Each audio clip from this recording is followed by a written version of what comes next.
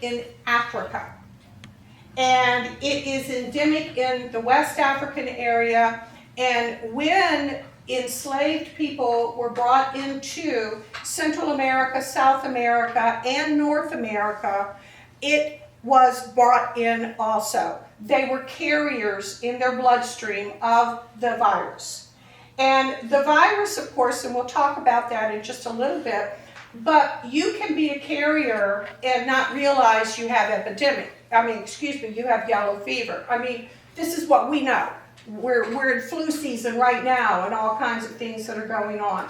So it is accepted, it is proven then that in 1540s, when DeSoto came through the southeast, more than likely some of those conquistadors and others who were enslaved helping him probably brought the virus. We also know, because I know I'm in a room of historians, we also know that they brought all kinds of other diseases too. So they brought smallpox, they brought measles, they brought diseases that we're very much aware of in the world today. And by the time we get to 1699, it is guesstimated that when DeSoto went through the southeast to 1699, probably about 90% of the Native American population had already been eliminated because of diseases. So diseases have really impacted, and yellow fever was one of those. Rusty? I was going to, you just mentioned this, that they brought diseases that decimated the Native American population, and that triggered getting slaves from Africa to replace that labor force. Is that right? You are right on the mark. The first enslaved people, when Columbus came over and the Spanish set up the beginning of the empire in Cuba, the first peoples, even from the first landing October 12, 1492 at Hispaniola, the native peoples were enslaved. That was already occurring in Central America, Mexico, and South America. It was already occurring in the Caribbean islands. It is those slaves then that were brought over that had begun introducing yellow fever. So it's just a migratory process, or you have a viremic, the term being you're carrying the virus, but you're not suffering from the disease. You have a viremic individual who is Spanish and exploring, and that virus then is being passed. How is it being passed? My next term, Aedes aegypti. That is the mosquito species that carries the yellow fever virus. So in 1699, by the time we have our French activity here along the coast, yellow fever was already known in this region. It was already known, and it was a killer already known.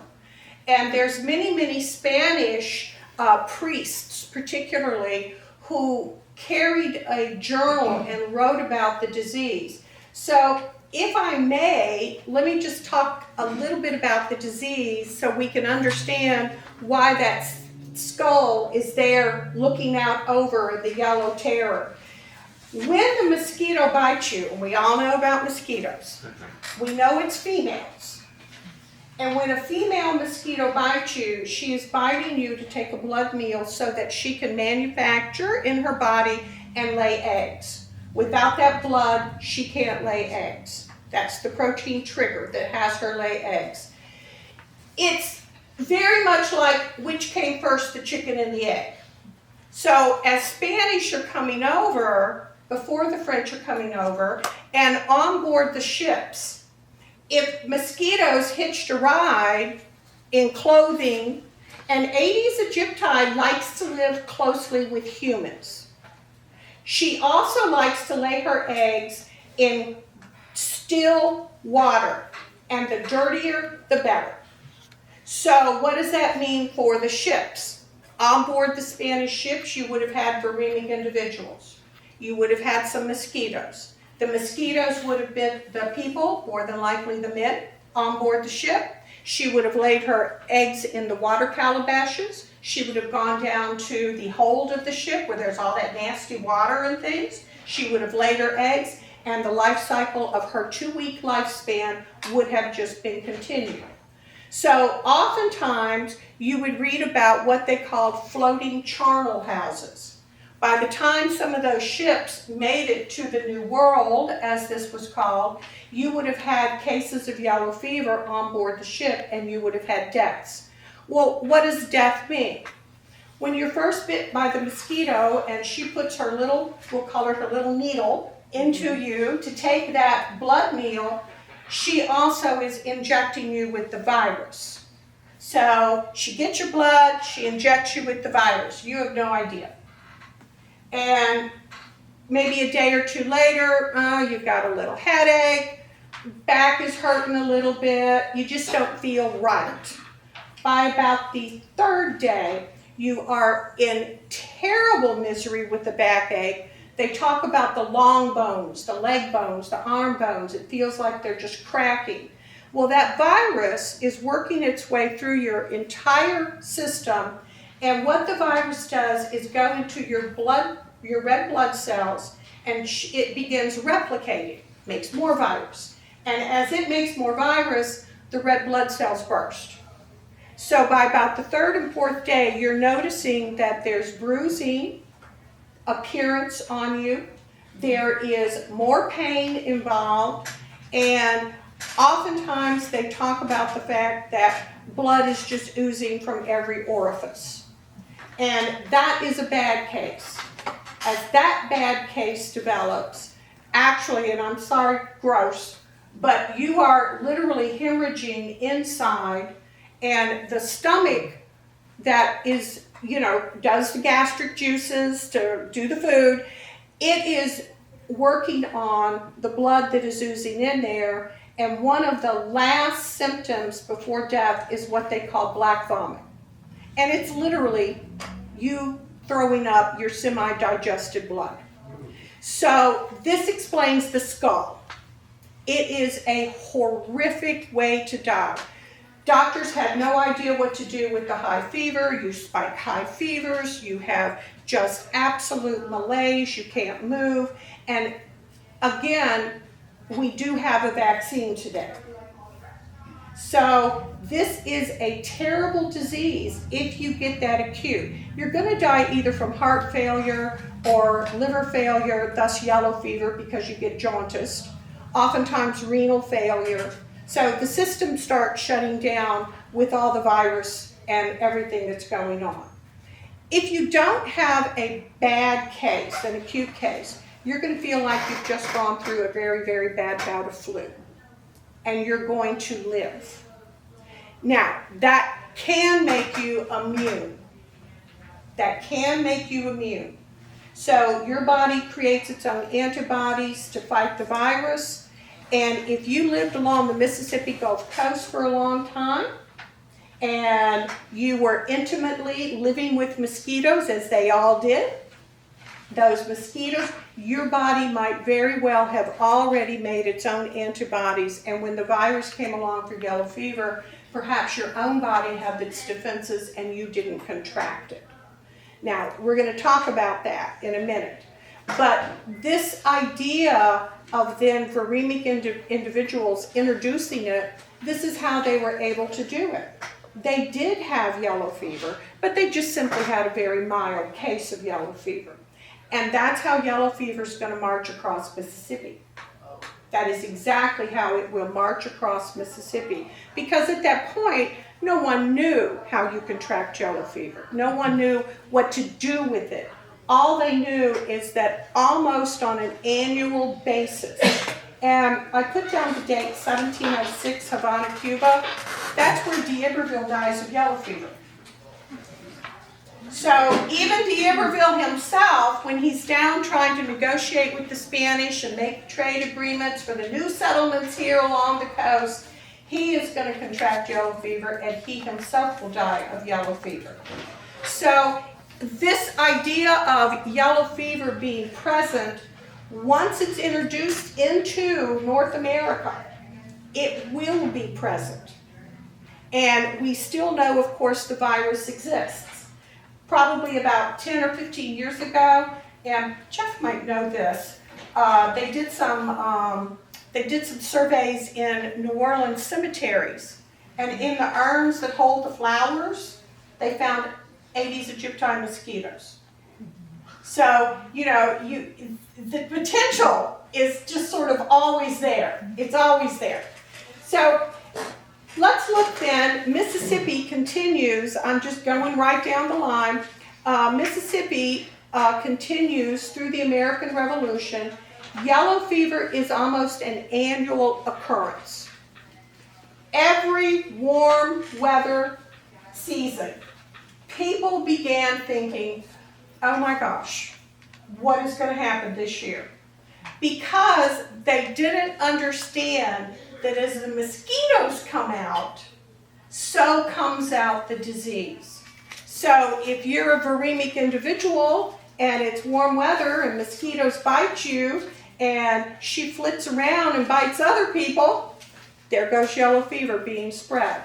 And it was literally just the luck of the draw if you were going to have an acute case or you were going to have a mild case. And also, were you going to be already have the antibodies and you don't even know it? Because if you live intimately with the outdoors and the environment, as people did, there's no screens, mosquitoes are everywhere, your neighbor might be viremic, you might have had the inoculation, as I like to call it, already from the mosquito. You just don't know it. So you're not going to react. This is why often as we move through our time frame, beginning in 1798, as Mississippi becomes a territory of the nation, this is why it's going to oftentimes be called the stranger's disease. Because if you were from an area that was yellow fever prone, then maybe you were already immune to it. But if you were coming in as the Irish came in to work in New Orleans, or as immigrants came in to settle on the coast, then of course you would not have those antibodies because you were coming into an area. And it would be just like the way diseases were introduced into North America. Indigenous people had no antibodies to measles. So again, this is the way this worked. So Mississippi becomes a territory in 1798. 1817, it becomes a state. It's the 20th state in the Union when it comes in. We know the history of the Mississippi Gulf Coast. Russell Barnes could tell us up one side and down the other about the many ships that plied the waters out here and the trade between particularly New Orleans. But every time the warm weather came, the coast of Mississippi watched what was going on, not just in New Orleans, but also in the Caribbean and South America. Because if word got out in the 1820s, 30s, 40s, and 50s that yellow fever was in Brazil, well, what are we doing in our trade? We're trading. And that means that is that disease going to come up then to the coast, so everybody started watching. Now, there were three theories and other theories about how people contracted yellow fever. Until we know about the mosquito vector in the late 19th, early 20th century, how are you going to get it? We know it's coming. Oh my gosh, we've read the headline, yellow fever rears its head in Brazil, ships are coming into New Orleans, New Orleanians are coming to the coast, my gosh, my house, what am I going to do? Panic. So how do we think we're going to get yellow fever? Well, one of the things that we thought was that we were going to breathe bad air.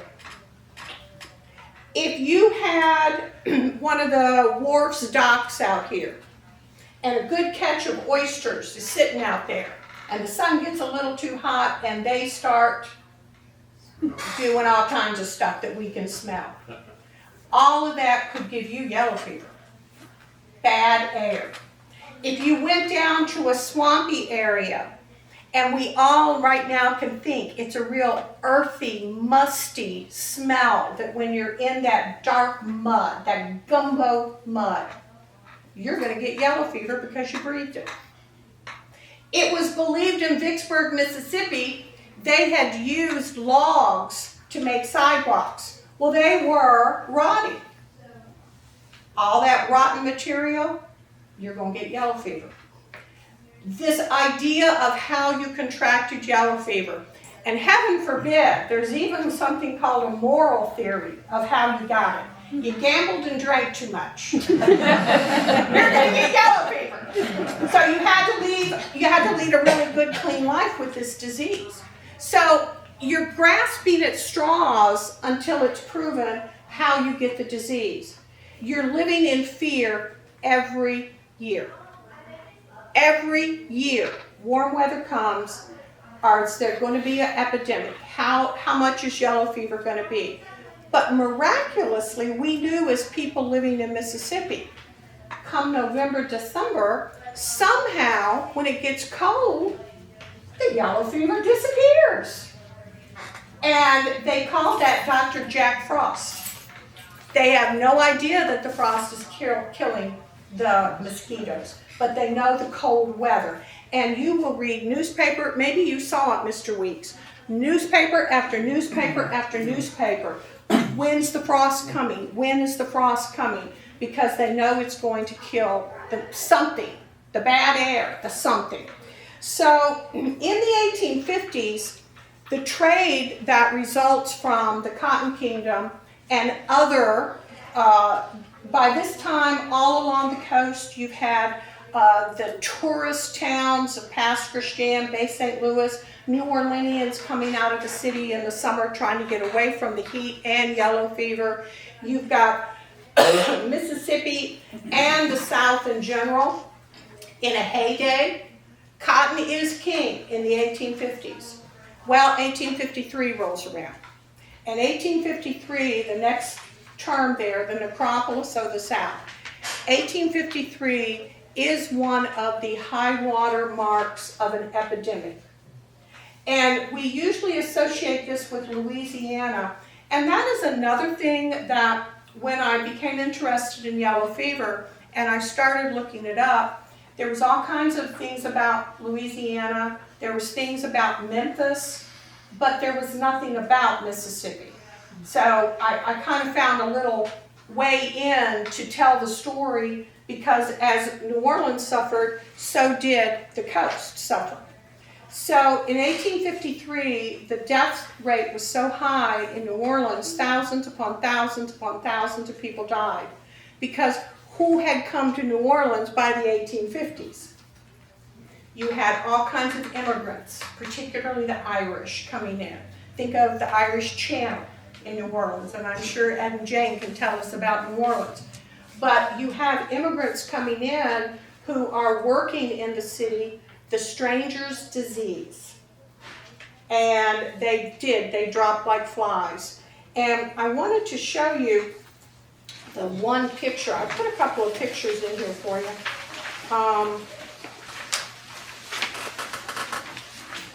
In the city of New Orleans, and somewhat, the picture with the Sister of Charity,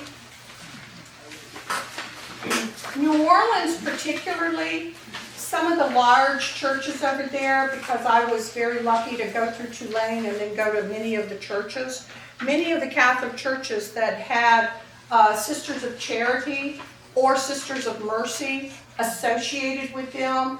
In the 1853 epidemic in Louisiana, you're going to see that there is no government help in these epidemics. And oftentimes, churches would step in. We would call them, GMOs at this point, but there would be organizations that would check in and help. And here you see a picture of a poor mother. The husband is sick in the bed, and the poor child needing help. But there's lots of good research about the religious organizations that helped. We see that more in Memphis and in New Orleans than we see along the coast. But there is, going back to our term list here, there is a term that crossed over. That's why I have Sisters of Charity there, the Howard Association. John Howard was a philanthropist in New Orleans in the early 19th century, and he proposed to several other wealthy New Orleanian men that we should really pool our money together and help people when yellow fever comes along, because it is so devastating.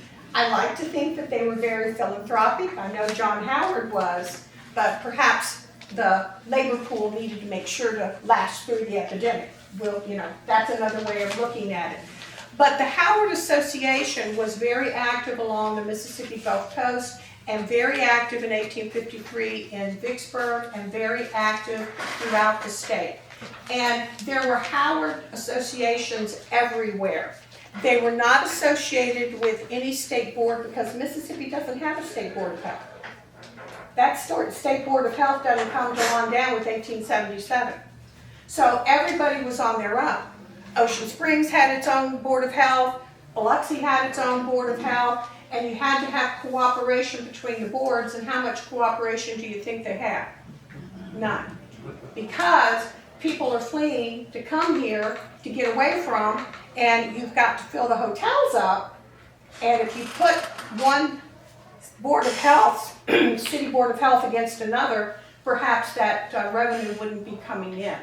So quarantine lines would go up against Ocean Spring, they'd go up against Pass Christian, they'd go up against Pascagoula, and once a quarantine line, and in the 1850s is when you really start to see quarantine becoming one of the tools to handle epidemics. But with a quarantine, nobody comes in, but nobody goes out. So no supplies come in, but nothing goes out. So they were loath to talk about yellow fever if it just wasn't absolute black vomit, because it could have been another kind of fever. Maybe it was, brain fever, as they called it. They came up with all kinds of fevers to avoid yellow fever, because once yellow fever was announced, there was mass panic among the populace, and they left. So quarantine lines boiled down in many instances, beginning in the 1853, with shotgun quarantines. That you guarded your city boundaries with armed guards out there making sure nobody came in, because again, the fear, you have no idea how you're going to catch this disease. So the Howard Association was able, though, to get through quarantine lines because they paid for doctors. Our doctors got $2 a day, top dollar. But those in the medical field, one of the things that happens in 1853 is the recognition of the importance of nursing care. The Howards would hire nurses to come in from all over the country, and unfortunately many of the Howard doctors and the Howard nurses succumbed to yellow fever, because you can go out to the cemetery on Cowan-Lorraine Road, right over the bridge to the left. And Dr. John Lyon is buried out there. If you get an afternoon, go visit the cemetery. Dr. John Lyon came in to the coast to help the coast in an epidemic, and he was not from here. He got bit by the mosquito, and he died from yellow fever. And it's very clear on his tombstone what it says, that this is there. So that happened. The Civil War comes along, and it's quiet with yellow fever. It particularly was quiet in New Orleans because General Benjamin Butler was put in charge of the city of New Orleans. New Orleans, very early in the war, became federal territory, but what he did was go on a cleaning spree, to say it any other way. He made sure all of the gutters were cleaned out, all the water, anything that was holding water was breeding mosquitoes, and unbeknownst to him, he's cleaning the city, but he's also finding ways that yellow fever is not going to happen because the mosquito can't lay her eggs anywhere. He just didn't know it. So, but after the American Civil War, however, and people were spread, it was isolated times, railroads were developed in the 1870s to bring the country back into economic prosperity to a certain degree. And this is where, and if you look at this map that I gave you, in Mississippi, this is the map of the major, this isn't all of the railroads by any means, but this is the map of the major railroads that existed in Mississippi in the next big epidemic, 1878. Now, by the time we get to 1878 and to this point, nurses have been almost professionalized. We all know Claire Barton and the Red Cross in the American Civil War. It's been recognized in 1853 about the nursing and how important they are in the treatment of yellow fever. So there is a cadre, along with Howard associations, of professionals who can treat yellow fever. So you also had many different physician types that you could have had. You could have had what was referred to between 1853 and 1878, an allopathic doctor. That's the doctor that's going to bleed you and put leeches on you and soak you in ice and go full bore trying to get you. The old-fashioned, going to kill you rather than disease kill you kind of treatment. You could have also had a homeopathic physician. There was a father and 2 sons in Vicksburg, the Hardensteins. And that's using more natural.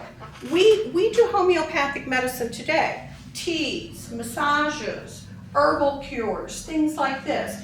You get off of that purging and blistering and enemas and leeches all over you. All of that, you come off of it and you treat the patient very gently with natural herbs. And you don't go overboard with the drugs. Arsenic was one of the main drugs that was used in the allopathic panacea method of trying to cure everything. And of course, arsenic was going to kill you, sometimes before the disease did. You also had physicians that were developing called Thomsonians. These were purely plant-based physicians. They did nothing with anything but plants. And probably our closest medical school would have been up in Louisville, Kentucky. There was a homeopathic school up there. So there's physicians, there's different kinds of physicians, and you just sort of hoped you got one of those homeopathic physicians or the Thomsonians instead of the allopathic physicians. But nursing care that's already established in the Civil War is recognized from here on out as being integral to the treatment, because as the fever is spiking, the nurse is trying to keep the fever down, sponge bathing, things like this, giving you broth for food, things like this, so that 24-hour care. And our nurses were making about $1 a day, which was big money, unbelievable money for her to come in. And for the most part, it was women. Women had found that area of professionalism to move into, although there were some male nurses that appeared in 1878. So the nursing, the doctors, and how do we get in 1878 to an epidemic that had a 25% death rate? Well, we follow the railroad and we follow the river. As a town heard about yellow fever, mass exodus and panic. Think of the skull looking over the city that they believed, and they would get on these railroads and they would try to go wherever they could for refuge. And we already know about viremic individuals taking it everywhere. So you just follow the railroad. Vicksburg was unbelievably hit because of the river. That's where the nexus of the 1878 yellow fever epidemic was, in Vicksburg. A boat, the John D. Porter, coming up from New Orleans, docked at Vicksburg. Evidence reveals that by the time that boat got to Vicksburg, it was one of those floating charnel houses. There was death already on it.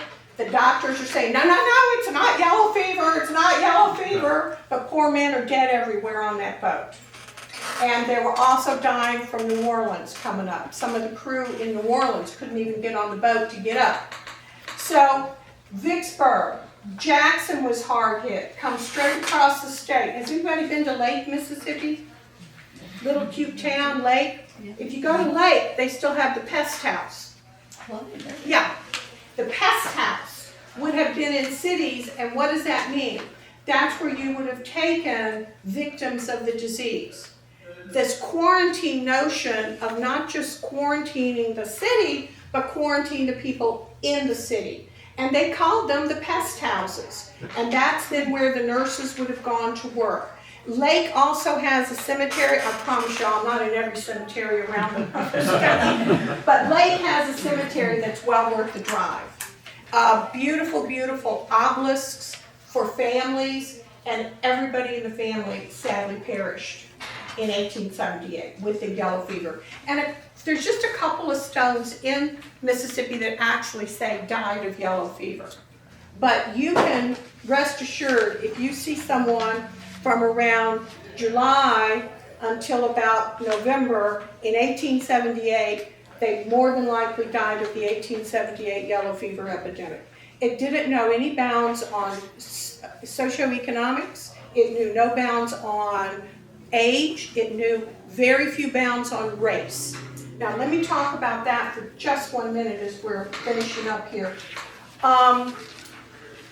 African Americans in 1878, who were newly freed by the 13th Amendment after the American Civil War, did not have the means to leave towns when epidemics of yellow fever were announced.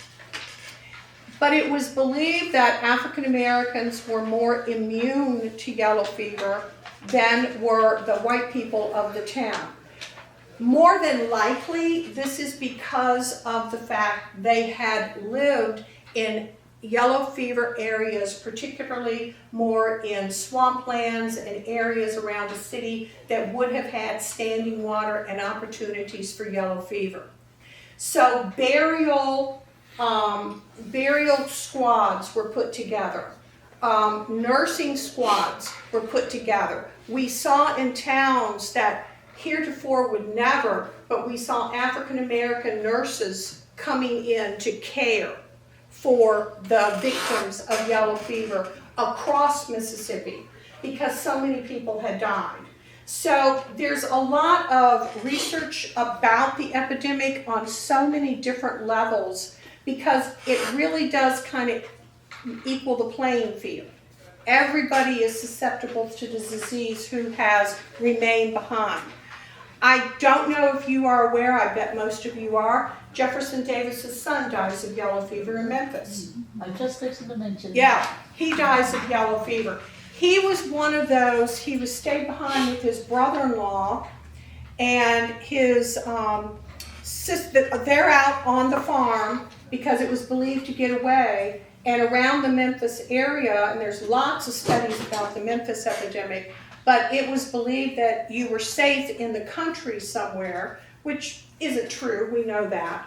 But he then would go into, and they had a bank, and he would help his brother-in-law open the bank for people who needed money because of quarantine lines, and you had to have money to buy supplies and food.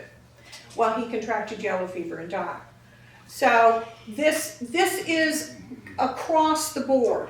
If you go to Vicksburg, you're going to see remnants in the cemeteries of yellow fever. I've mentioned Lake. Look at Meridian. Meridian had a terrible, because it's a railroad town. The little town of Holly Springs. Anybody been to Holly Springs? There we go. Holly Springs literally sent word out across the state of Mississippi. We sit so high, and we're talking about elevation. We sit so high, I mean, what is high in Mississippi? We sit so high that our air is so clean. All of you people suffering with yellow fever, come on to Holly Springs. And you will be safe here in Holly Springs. Unbelievable death rate from yellow fever. People just didn't know how it was spread. So if you go to Holly Springs, they actually have, maybe we can all do this in Biloxi one day. They actually have a tourist reenactment and go to the churches and the pest houses and do all kinds of things and embrace their yellow fever epidemic. And it becomes part of the tourist culture of Holly Springs. It's great. It is great. I don't know if they've done it the last couple of years, but let's hope they get back to it. The railroads then that went on up, Corinth was hard hit. If you just follow the railroad, and if you are a genealogist and you want to look up any of these towns along the railroad and along the coast because of the trade and along the river because of the trade, it's probably going to reveal. There's a great set of books in Vicksburg, the Marshall Funeral Home. They kept lists of every person who died of yellow fever, how much the funeral was, what they wore. It's a great historian. It was like hitting the jackpot. So you might run across something like that. But as a genealogist, looking at a yellow fever epidemic in the area might help eliminate some or help explain what your family member was doing. So this is why I included this map. And if we go back to our outline here, so in 1877, before this big outbreak we just sort of talked about, Mississippi had just created the Mississippi State Board of Health, and the State Board of Health folks had no money. It's coming out of Reconstruction. There's no money. It gathered a lot of information though. So if you're interested in the 78 epidemic, if you go to the Mississippi State Board of Health and you go in Jackson and get online, it tells you everything. The Masons also kept meticulous records. So that's another way that you can research an epidemic later. In fact, they put out a whole book about the state of Mississippi, and their focus was cases, deaths, doctors, and how much money came pouring into the state of Mississippi from around the world to help the suffering people of the epidemic. So right after Reconstruction, there were millions of dollars. Sunday schools were taking up penny collections. There was money flowing into the state of Mississippi and throughout the South. Mississippi was not the only one having an epidemic in 78. And those monies from strangers were buying food and ice and caskets and shoes and everything that was needed. The federal government at the end of the epidemic in October got involved and sent supply ships down the Mississippi River. Sadly, one of the captains on those caught yellow fever and died. He's buried in Vicksburg. Again, no immunity. So there was outpourings. The president, Hayes, actually called a national day of prayer for the suffering Southerners in this epidemic, which is really unusual if we think of the political times that were going on. Reconstruction had just ended from the American Civil War.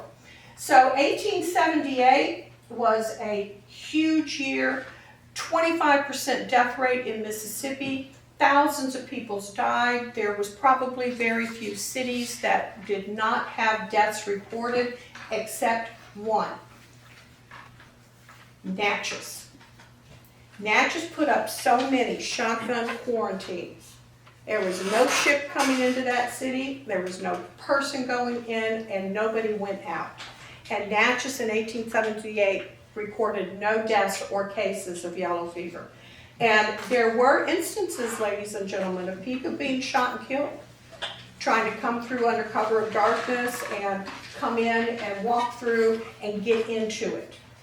And that's one of the things that fascinated me. I told you in that movie Jezebel how she went through under cover of darkness the night to get back to the city of New Orleans and how dangerous it was. So what is the United States going to do? Because you have United States aid coming in 1878.